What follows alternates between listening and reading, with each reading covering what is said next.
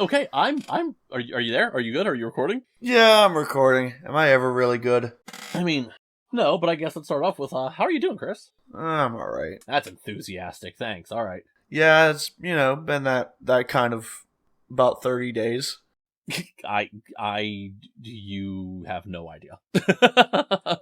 We're both doing subpar. Things have been complicated. Why'd you have to go and make things so complicated? I don't know, I keep telling myself, it's gonna be fine. We'll figure everything out. It's gonna be fine. But, things are complicated right now. But that's okay, because we're not here to talk about complicated. We're not here to talk about, being sick or money issues. Sometimes it's all you can do is to keep the panic attack at bay and think of simpler times, Jeff. Times when we'd be but children listening to Smash Mouth, our favorite band. That's exactly what we're here to talk about. We're here to talk about Smash Mouth. That's right. Hi, I'm Chris. And I'm Jeff, and welcome to the Sound Judgment Podcast, Where every episode we'll be discussing all of the important musical topics, from reviews to which member of Motley Crue is the most vile. I'm gonna judge the officials. I'm gonna judge all the judges. It's gonna take you people years to recover from all my opinions. We're going to be doing something just a little bit different, Jeff. We're going to be comparing two Smash Mouth albums. We are. So, yeah, here, let me give a quick rundown here to explain what our concept here is, right? And I think I even mentioned this before, actually. Smash Mouth recently released a new album, and it's kind of like a landmark album in their career for two reasons. One, it is their second album of mostly cover songs, which is unique for them. And two, it's their first album with their new vocalist, Zach Goode. As we all know, when we talked about it, original vocalist and founding member Steve Harwell, who pretty infamously had some issues performing in the late 2010s. He retired in 2021 and then passed away just earlier this year at 56 years old. He suffered from alcoholism for apparently many, many years. He was diagnosed with cardiomyopathy in 2013, and if I remember correctly, that wasn't super public knowledge. I don't think that's a thing everyone knew about unless you were really paying attention. Well, I think what happened was he did a show where he did a certain hand gesture. Yes, he made a certain salute, and then it sort of became public knowledge that he was actually having some serious issues, as well as Wernicke, pardon this next word, encephalopathy, I think is how this word is said, which I am certainly not a doctor. I do not know exactly what this is. I do know the word Wernicke. There is a part of your brain that is referred to as the Wernicke's region, the Wernicke's area. So I know this is a neurological thing, at least to an extent. Yeah, Steve had a lot of issues that were not public knowledge. So also what I find interesting, though, is Greg Camp, who was the guitarist and also apparently the primary songwriter. I did not know that. He retired back in 2019. Mind you, he's apparently been in and out of the band for years, but he's been on all the albums up until the newest one. It's really bizarre. Just quick rundown of band members here, right? Back on their album that first made them famous, before All-Star, when their big hit was Walkin' on the Sun. The album was called Fush You Mang in 1997. You had Steve Harwell, I'm assuming it's Delisle, Lisle, on bass and vocals, Greg Camp on guitar and vocals, Kevin Coleman on drums. The current lineup only has one of those people. Paul Delisle is still playing bass and backing vocals. Otherwise, the band currently is Zach Goode, Michael Klooster, Sean Hurwitz, and Randy Cook. So, huge difference in lineups. Well, but Jeff, let's not forget the key member that they brought back from their peak of their career. That's right, Jeff. Keyboardist Michael Klooster's back. The Klooster. He's back, Jeff. See, okay, wait, I mentioned that he is here, although he was not, as far as I can tell, he was not involved on Fush You Mang. I do not see him listed in the notes. He was at the peak of their career on All-Star. That's where it matters. Yes, he was on Astor Lounge. Yes, and he was around since then. I just think it's interesting how much this band has changed. I don't think I realized just how much has gone down with them in their history here. Which, first off, I also don't think it's kind of hard to wrap my head around the fact that we're old. No, I refuse. I remember this album, or Fush You Mang, being a hit. So, yeah, crazy. But we're not talking about that. Well, Jeff, what we got to do is we got to see how the new Smash Mouth album holds up against some random old Smash Mouth album, right? Well, I wasn't thinking random old. No. We got to make sure they've made the bold decision to replace Steve and continue on as a band. And with who? This Zach guy? Who is this, right? Now, who is this man to sing All-Star, right? You know? So we got to find out. We're going to go back, but I don't think it's fair to compare them against, the peak of the career, right? We got to go past that a little bit. We can't just compare the new album to Astro Lounge or Fush You Mang. No, we're going a little after their actual peak. I think album 5 sounds fair, right? What's their 5th album look like from 2005? So this album's called The Gift of Rock. That sounds fair, right? Well, yeah, it's perfect. It's also an album that was mostly covers, which was unique for them. So we're looking at the band and how they react to songs that weren't necessarily their own at first. There's some originals here too. We're getting a nice mix here. I thought it was a fair comparison to compare 2005's The Gift of Rock with their most recent album, Mistletoes. Yes. Has to be written in all caps, apparently. Apparently. Well, and the nice thing is that The Gift of Rock comes in at a nice lean 25 minutes, which is just how I like my cover albums. Yes. And it's not a long, crazy album. No. Whereas, on the other hand, Mistletoes is a behemoth at 31 minutes, and they have the audacity to put 4 original songs on this cover album. Well, it's not advertised as a cover album, but it is mostly covers. But both are about 10 songs, although The Gift of Rock has a little bit of an asterisk next to that. Yeah. They had a song that was on the original release that was, their original song, and it was the worst one on the album, so it was replaced with another cover. Yeah. All right, but hold on.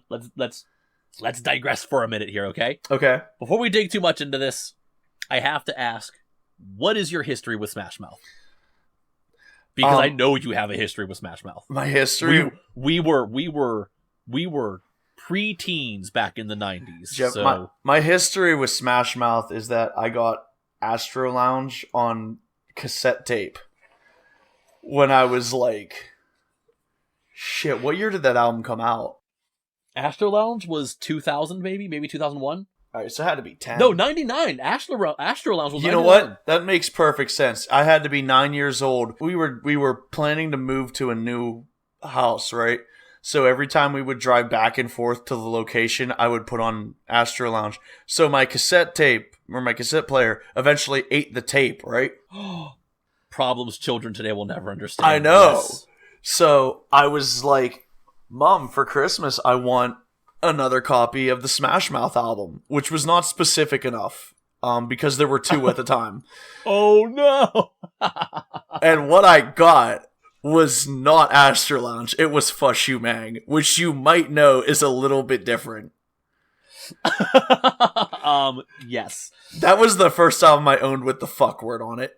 That's funny. Yeah. Oh, man. So I don't think I realized that you started with Astro Lounge. Oh, that's funny. Yeah. And for the record, I never owned Astro Lounge again. I never wound up getting it on CD. Oh, are you serious? Yeah. Oh, that's a shame. That's honestly a great album. I love Astro Lounge. Oh, that's funny. So I did start with Fush You Mang. Yeah. I remember the music video for Walking on the Sun. Right, because that was it. It's kind of forgotten now, but that was a hit at the time. But like All-Star overshadowed it. Well, All-Star overshadowed it, and then it was used in 2 movies, which I have gone on that rant, so I'm going to save it. Yeah. Whatever. And then it became meme-ified. Like, oh yeah, people definitely forgot that Walking on the Sun was a genuine hit. It got tons of play on VH1 and MTV. It got tons of play on the radio. It's a song my dad knew, right? Like, my dad would sing along to Walking on the Sun in the car. And that was great for him because they ripped off the 70s very hard, and he would have loved that. Yes, absolutely. Oh, he loved that song and a couple other songs off of Wish You May. So what's funny is I bet your dad was the Fonz guy. He might have been, but I definitely was. Back in the day, this is an album that I would put on, and this was like my video game playing music, right? Yeah. Like, I'd be there playing, I don't know, what came out in 1997? What was I playing in 97 and 98? Maybe the first Age of Empires? Probably Pokemon a year later. Like, this was an album I would put on my Sony 200 disc CD player, which I am still staring at. Actually, it's right in front of me, hooked up to my stereo. I would put this on and I'd sit and play video games with the TV on mute because I didn't appreciate video game music as a kid. I still really don't for the most part. And I'll cut that out to save you all the aggravation. No, because it's true. There are some video game soundtracks that I think are great, but I rarely listen to video game music while I'm playing video games. I'm pretty open about it. That's where I do a lot of my music listening anyway, right? In the car or at work when it's not busy or while playing video games. That's when I listen to music. Or more recently when I go grocery shopping because somehow I'm an adult. That's strange. And remember, if the things Jeff says upsets you, leave a comment. It's great for the algorithm. But what's funny is so I was 8 years old when I got this album, and I don't think I realized how much this man curses. Like, I genuinely didn't catch it as a kid because my favorite songs, the ones that I played over and over again, he doesn't. Or when he does, I never really caught it. Like in the song Let's Rock. Yeah. He says, fuck it, but he says it so fast, I genuinely never knew he was saying it until, probably past more like 10 years or so. I never caught it. Or, I love the song Heave Ho, which is a song about a grumpy neighbor who reports him and his partying buddies. I love the song Padrino, which is kind of like poking fun at mob stereotypes.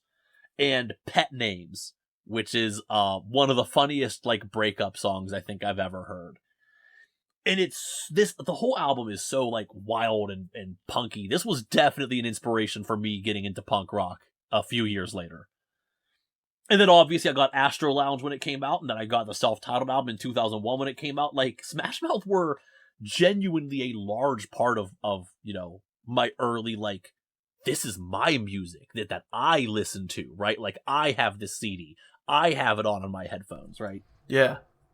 And then I totally lost track of Smash Mouth up until much, much more recently. They had a few albums that to this day, I do not think I've ever listened to their 2003 album called Get the Picture. I don't think I've ever listened to it.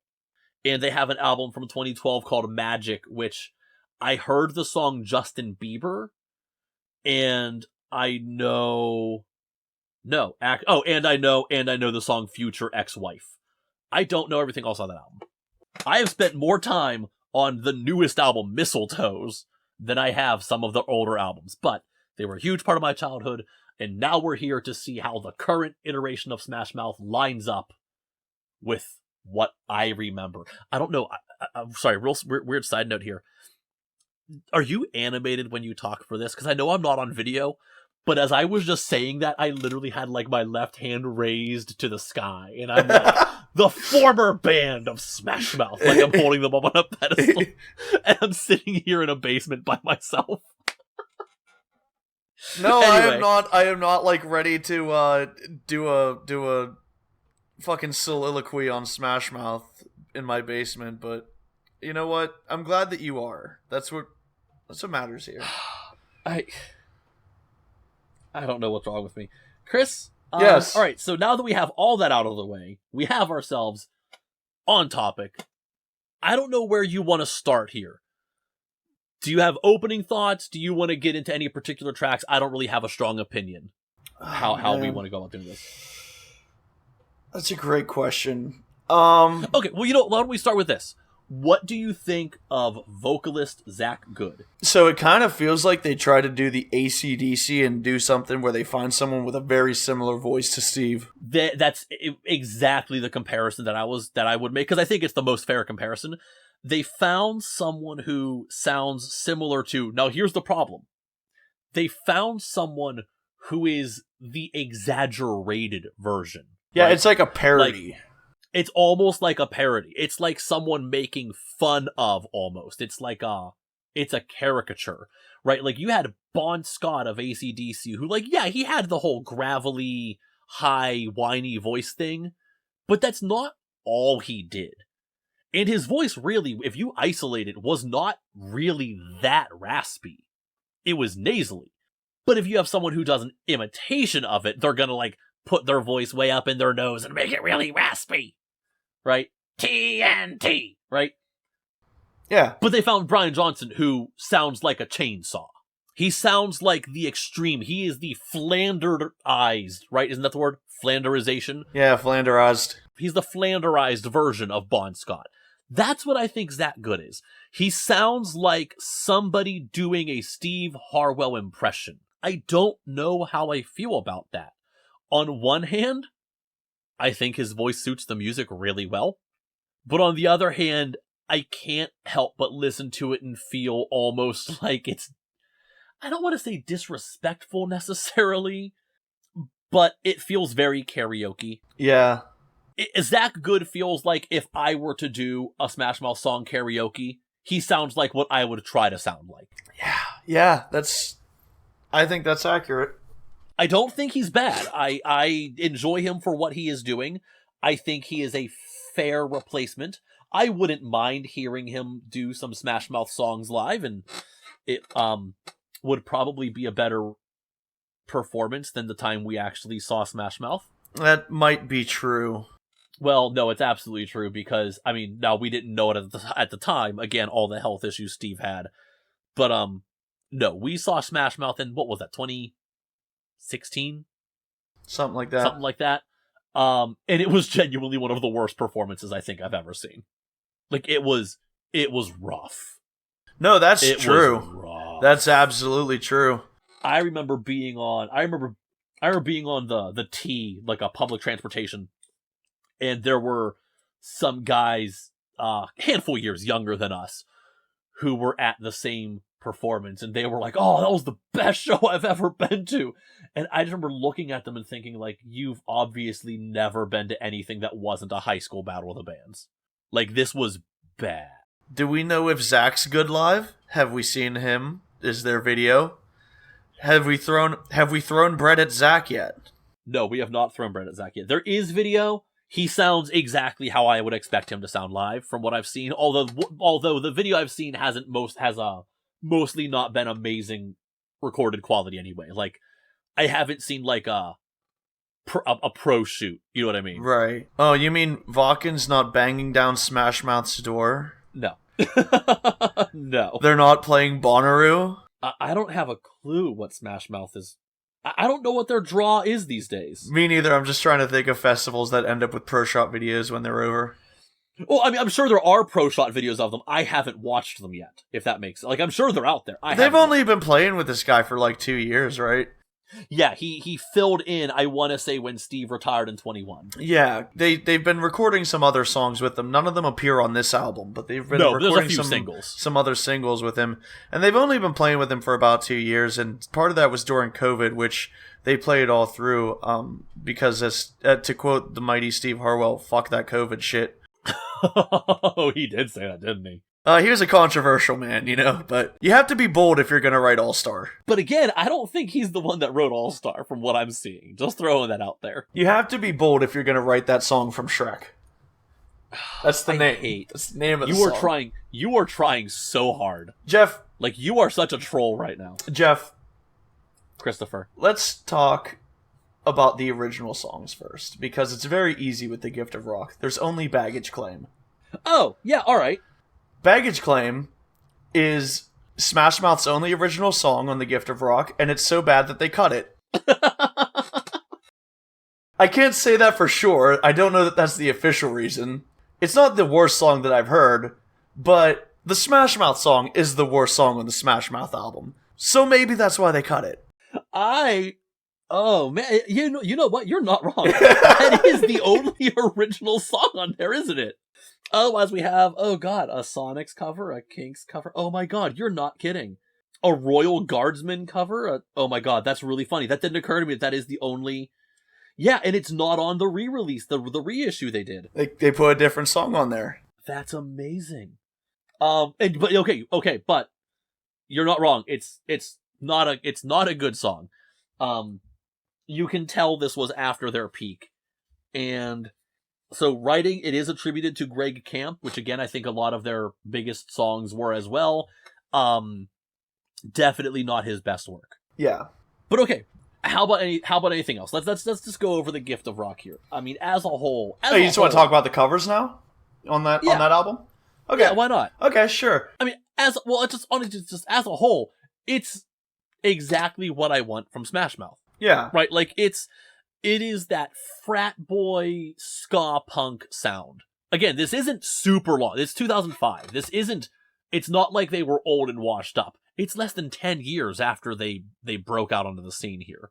Like, it's not insane. That being said, if I remember correctly, I did some quick math here, that Steve Harwell was actually a lot older than I thought he was when they came out. I think I remember us talking about that. I think we did that. Yeah, so he was 30 years old when they were doing Fushumang. Yeah. So, I mean, not that that's like old. Obviously, we're both older than that now.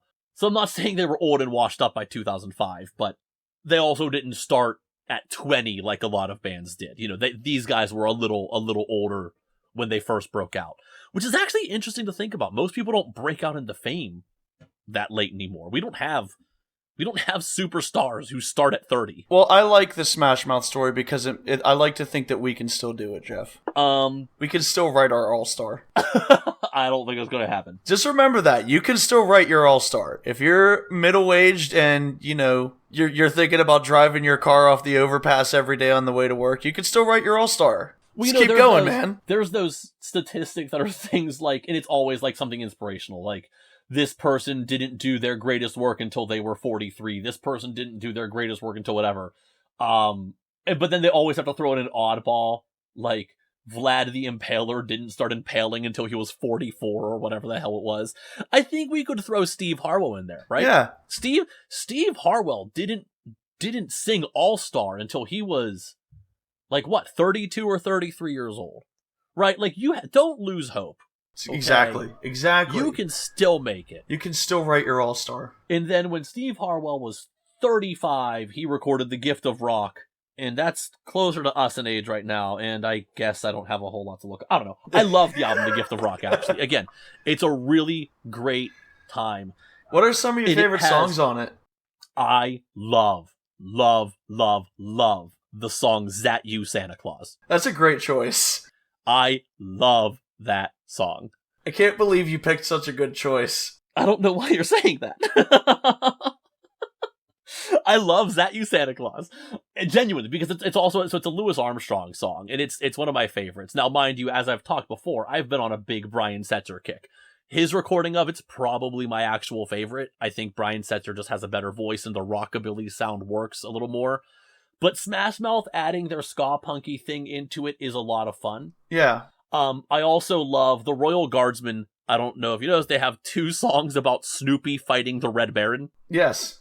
So they covered one of them here, which that's also always a silly, stupid, great time, because who doesn't want a song about a cartoon dog fighting in World War I? Like, that's just... What did you think was the worst song on the album? Do you mean other than Baggage Claim? I said worst song on the album. Here, hold on. Let me actually pull up the full track list and make sure there's nothing I'm forgetting about, because some of it is admittedly a little.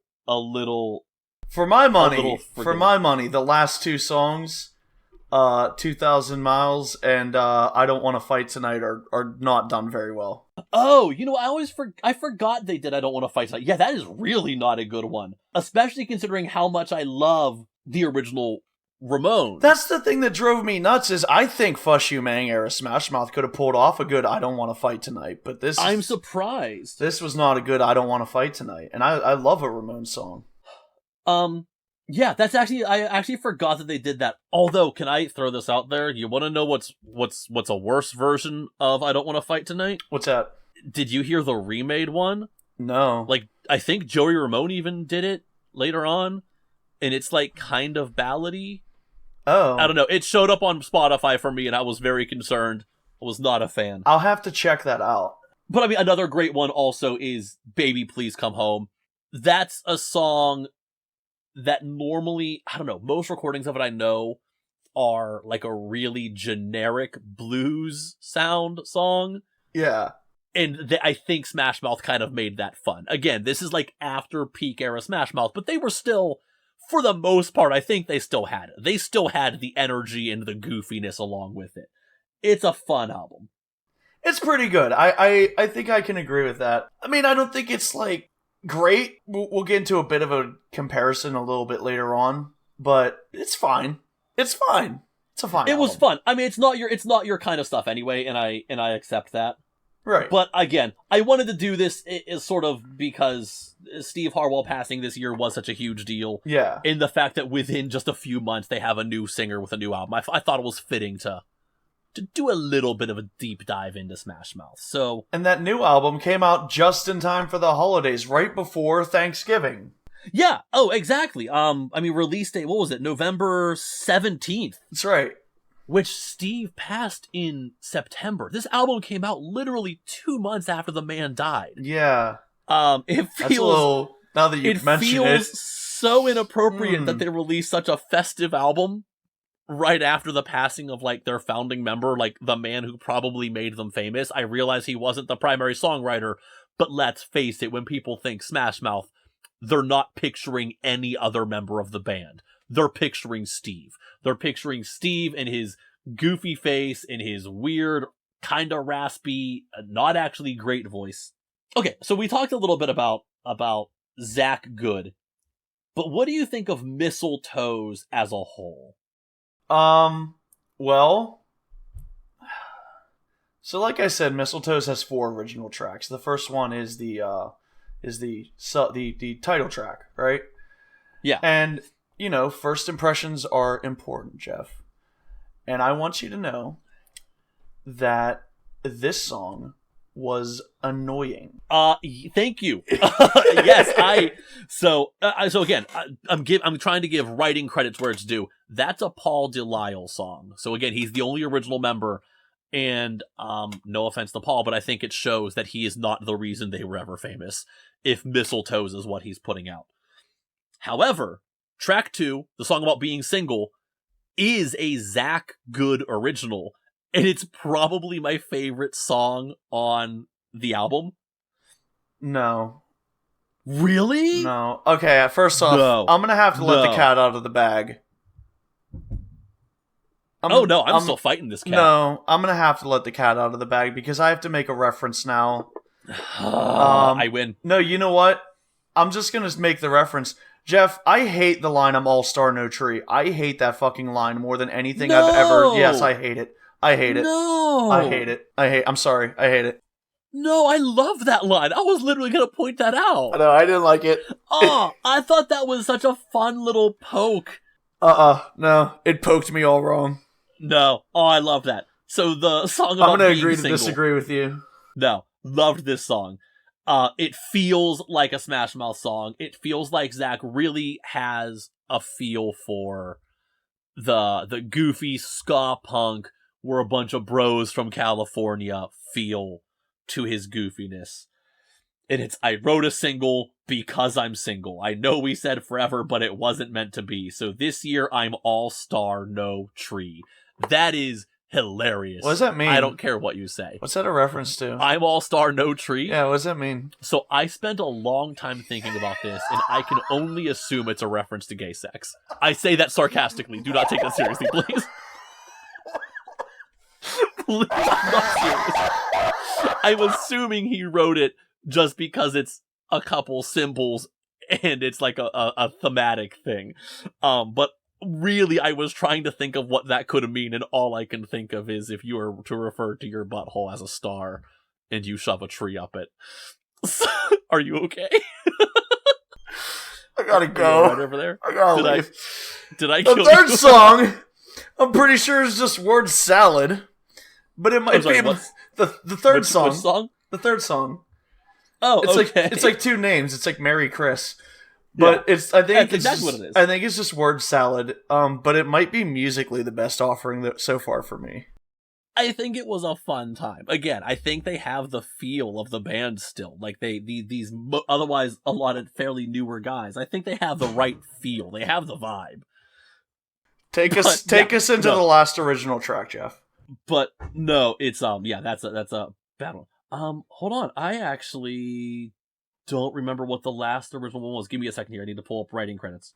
This one was written by the keyboard player, and that's the least surprising sentence I've ever said, because it could only be written by someone who admires 80s synth music. Also, Smash Mouth is a synth player. Well, they have since, 20-some years now. Surely. He's been around since at least 2001, right? Like I say, he's coming back from Master Lounge. From Ashland. So yeah, he's so I mean that's nothing new. And if nothing else, I think even Steve would play keyboards periodically. So okay. So I'm sorry. Track 4, I'll be honest, I have almost no thoughts on this. The more I listen to it, the more cringe I think it is. Like, there's corny and sentimental, and then there's, an elderly man singing, "Mama, Mama, I love you more than my toys." Oh, never mind. I'm sorry. This is the Mama, Mama song. Ooh, no. I love you, Mama. I love you, Mama. No, this is a weird. I want to get you all the stuff on your wish list. I want to see you smile and give you a big kiss. Ugh. No, never mind. I forgot how bad this one was now that I'm reading the lyrics. God, my brain blocked this one out. Yeah. No. That's bad. So again, I think they have the right feel. Right? I think they have the vibe down. But here's the but. I'm throwing in the but. It's a big but. They have the feel, they have the vibe, but it's hollow. Oh, agreed. This album is Smash Mouth karaoke, kind of. This album is, that thing where you have a band that starts as a cover band and then they go on to do original stuff? Like, didn't Godsmack do that? Yeah, they start off as an Alice in Chains cover band. Yeah, okay. And then they that's how this feels. Yeah. They have the right overall style. I could see this band under a different name having gone on tour with actual Smash Mouth, and I think this album was fun. If I threw it on in a mixed playlist, I don't think it would feel out of place. But the only other track on here that is even moderately worth listening to is their George Michael cover. Yeah, actually... Their Wham cover, I guess, really. So, actually, I kind of have a similar note, because like I said, I think this whole album kind of goes along with that first track. I think it's all kind of a little bit annoying. First off, in terms of covers, they go for generally better known songs, which I actually admire the risks that The Gift of Rock took. It played some more obscure music, right? Yeah, not many people are covering Zat You Santa Claus. At least not as many. Yeah, and this one, it's songs that everyone, I think, knows, like Holly Jolly Christmas and... Did I just say... I win. Shit! So the cat's really out of bag. We were trying to see how long we could go without saying the word Christmas, even though it's in almost every song title. Okay, so the album Mistletoes has the track list. Mistletoes, track 2 is Single for Christmas. And then we have Christmas Time and Christmas Wrapping and Holly Jolly Christmas and White Christmas and Last Christmas and Rockin' Around the Christmas Tree. Oh my god, this is why I was so intent. I was so intent on calling these cover albums for as long as I could. I have cover albums in my notes several times. That was going to be my lead in too. But as long as I've let the cat out of the bag, I'm going to say it. Fuck, I don't care who's doing it. I fucking hate the song Christmas Wrapping. Get the fuck out of here. Oh my god, that was so dumb. I don't even think I know it otherwise, but my god, is that a dumb song. Christmas Wrapping is one of those songs I hear when I'm out and about all the time, and I just want to end the whole time. So but when you were saying, oh, the other annoying song was the only other original one, I was actually thinking, was Christmas Wrapping the other original, or was that a cover? No. I genuinely couldn't remember. But, okay, so Again, credit to Mistletoes for picking out now that the cat's out of the bag, songs like "Merry Christmas, I Don't Want to Fight Tonight" by the Ramones, and No, for the Gift of Rock. Gift of Rock for picking out some unique songs, some unique Christmas songs. Now, I think that's kind of a double-edged sword, because I think if you're really into a song, like I'm really into "Merry Christmas, I Don't Want to Fight Tonight," I think that might make you double down on hating the Smash Mouth version. Like, if someone told me that, like, Father Christmas by the Kinks was, like, ruined by Smash Mouth, I wouldn't argue that, even though I thought their version was okay. Yeah, I mean, so I think you have a valid point, though, there. If you're going to do a cover, and you're doing a cover that's a surface-level cover that everyone will do, especially if you're doing a Christmas album, you're safe. No one is going to think your version of it's the best one. Like, nobody's favorite version of White Christmas is one of the ones recorded in the past 30 years. Right. But you're safe. Nobody's going to be offended that you ruined a song that's been covered 30 million times, right? But if you pick a song that's more obscure and you do a cover of it and you don't do it justice to the fans of that song, you have this really high, it's a high risk, high reward situation, right? And yeah, so absolutely, I'm glad you found a way to say it. Mistletoes took no risks, really. This was all this was like a practically a top 10 who's who of Christmas. I would say, I mean, they did Holly Jolly Christmas, Sleigh Ride Rockin' Around the Christmas Tree, Yawn. They made it all sound like Pop Punk Goes Christmas, Yawn. And they brought in two... Go ahead. It's fun background noise. Yeah. It is a fun background Christmas album. Throw this in a Christmas mix and it's a decent album. But it's not particularly interesting. It is exactly that. It's like someone would say, oh, whose version of this song is that? And you can say Smash Mouth, and they'll say, huh, didn't know they did that. Well, and I want to throw out, because you said Last Christmas was probably the most salvageable song on here as far as the covers go. And I think it's a really bold move to have a guest vocalist that I would rather hear than your lead singer, and then turn your fucking lead singer so far up in the mix that I can barely hear the backing singer on her verses. Yeah. What a terrible, terrible, terrible, terrible, terrible idea. Because that's almost a fun cover, and their voices sound like shit together. They don't blend well, but I do think it's kind of like a fun take on the song. And god damn it, I can't believe they released 2 Christmas albums and didn't name either one of them Smashing Through the Snow. Yes. Oh, that makes me so mad. Oh, that's funny. Well done, sir. I think between the 2 albums, I'm not going to say either one are very good. You make the best point with, they're both fine background music. But Gift of Rock's got to come out on top. I mean, Gift of Rock is the better album. Steve aside, it's just way above it. They had more.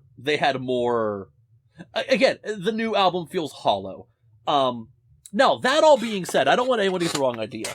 If Smash Mouth releases another non-Christmas album with the new singer, I'm going to give it a listen, and I'm going to see what they're all about these days. Like, I am genuinely curious where the band is going to go. I got to assume, I mean, they have, 3 or 4 non-album singles that have come out? I think there's an album coming. I would be surprised if there wasn't an album coming. Chris, I won. You won. Merry Christmas. Merry Christmas. Do you want to give a rating to Smash Mouth Christmas music? Any other thoughts? Anything? I am going to give Smash Mouth's The Gift of Rock a holly jolly Christmas, and I'm going to give Mistletoes, they're getting the Grinch. They're getting the Grinch. You're getting the Grinch? They're getting the Grinch. They're getting Grinched. Alright, I understand. And they're getting Jim Carrey the Grinch, where it's kind of like in the, it's kind of in the uncanny valley, and it's kind of not pretty. Oh, alright. I have both of these albums saved in a playlist that is basically like lesser known Christmas albums. And it's a fun playlist to put on just for a change of pace for Christmas music. Neither of them are great. I do enjoy The Gift of Rock a decent bit because it gives me a weird feeling of nostalgia, even though it's an album that I didn't know existed for most of the time it existed.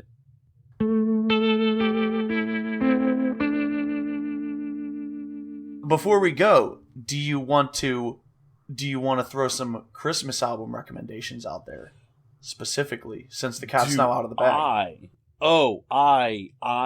This has been an interesting year for Christmas music. And as always, I do have a playlist here of Christmas albums. The absolute top Christmas album this year, like, not even close, not up for debate, we all know it's coming, is Cher's Christmas. Cher. That album is still absolutely phenomenal. Couple other weird ones, though. Mark Tremonti has an album called Christmas Classics New and Old, and it suffers from the same issue I have with Michael Bublé's Christmas album, which it's all very good. It is all very well done, but it's not creative. The Michael Bublé Christmas albums, it's all arrangements we've heard before, just his voice on top of them. The Mark Tremonti Christmas album, none of the arrangements of these all classic songs are really mind-blowing or doing anything crazy. I just think it's wild to realize that Mark Tremonti, as in the guitar player from Creed, has this kind of a voice. He's got a very nice, big, like Sinatra-esque voice. And he does some of the songs very well. His recording of Oh Holy Night is becoming a favorite of mine, so I will give credit where credit is due. Another interesting album this year, there's a band called the Yule Lads. They have an album called Volume 2, which is mostly goofy, weird, semi-Christmas music. I don't really know what else to call them. They're kind of a no-name band who I stumbled upon because I'm in a lot of Christmas groups. But they're a good time if you want something different. I think they're worth checking out. Otherwise, hold on, I'm looking at my list here to make sure I didn't miss anything. We've talked about Tarya's whatever she's doing these days. Another big one that I think is really good if you're into this kind of thing, there is a guitar player named Joel Patterson who does very, like, 40s, 50s, 60s, like, what would have been at the time pop guitar. So he does, like, some rockabilly, early, like, radio jazz style. Like, he's very Les Paul-esque, if you've ever listened to Les Paul's music. His album called The More the Merrier is great. Anything he records is great, honestly. Buddy of mine, man named Stephen Philip Harvey, released an EP called Little Gifts, and it's modern jazz. Stephen Philip Harvey is a friend of mine from college. He is an absolutely phenomenal composer and arranger and saxophone player, and this 4-track long EP is one of my favorite pieces of Christmas music to come out this year. It's absolutely phenomenal. But you gotta listen to Cher. If you listen to one album, it's gotta be Cher. Tell Devin that we need a fruitcake version of pumpkin pie. I'll shoot him a message once we're done. I have listened to exactly 2 Christmas albums this year. And what's that? Smash Mouth and Smash Mouth. Oh my god, the 2 we just talked about. I'm dumb. I mean, I've listened to ones that aren't from this year. I actually did listen to a little bit of the Cher album. It was actually pretty good. It's really fun. I mean, it's ridiculous, and she's not human, but, like, it's really fun. Yeah, I got about 4 tracks in, and I'm like, this is great, but I'm not hosting a dance party at the moment, but this is great. Yeah, it's fun. But it is exactly what you should expect from her. It is her crazy breed of Christmas, or it's her crazy breed of dance pop music. And I did listen to a little bit of that Tarya album, and we talked about that last time, and it's so fucking melodramatic, it sounds awful. You want to talk about someone who was probably fucking putting their hand up to the sky like they were doing a fucking soliloquy while recording. I don't think you could hold a candle to her, because she's probably literally holding a black candle. Oh god, I have not listened to that since, and I don't think I'm going to. I can't handle how bad and how unbearably weird that album is. All right, Jeff. It's time for you to load up the sleigh and take us home. Oh, I was just gonna say, are we done? On Jeff. You're all of the reindeer. On Jeff. On Jeffrey, on Joffrey, on Jeffery, and Jeff. On, I don't know, I have to find other variations of the name Jeffrey.